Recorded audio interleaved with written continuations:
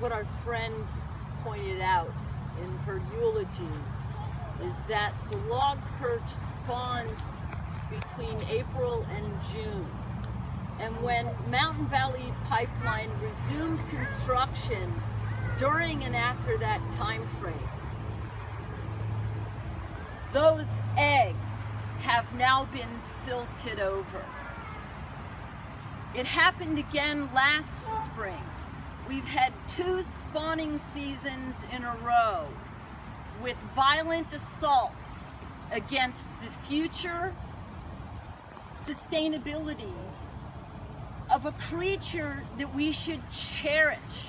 We should cherish this creature in this world, a creature that people have been working for 30 years to restore in its habitat, and restoration had not yet been achieved. And we've assaulted it brutally twice in the last 2 years. We are mourning its loss. And the loss of humanity's perspective on how important every single creature in this world is to the web of life. And we should have prayer today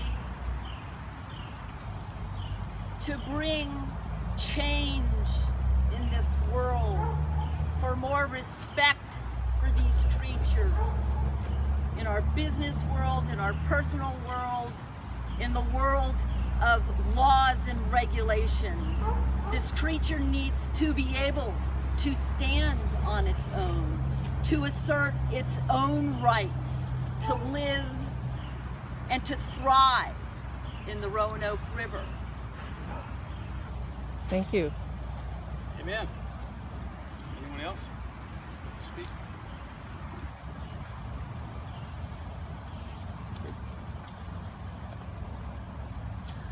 I just wanted to say how sorry I am that our government has failed the Logperch, the Roanoke Logperch.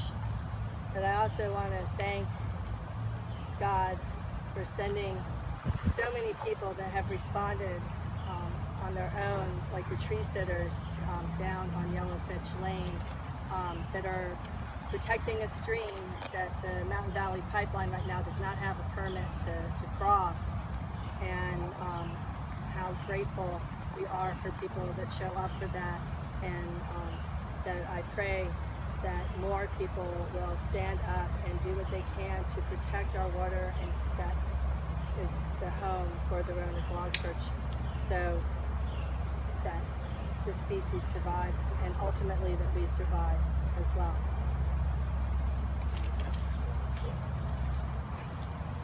Others?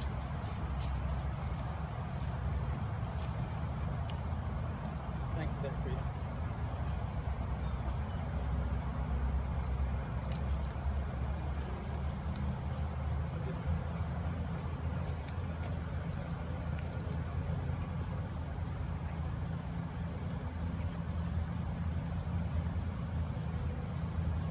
What affects one of us affects us all, right?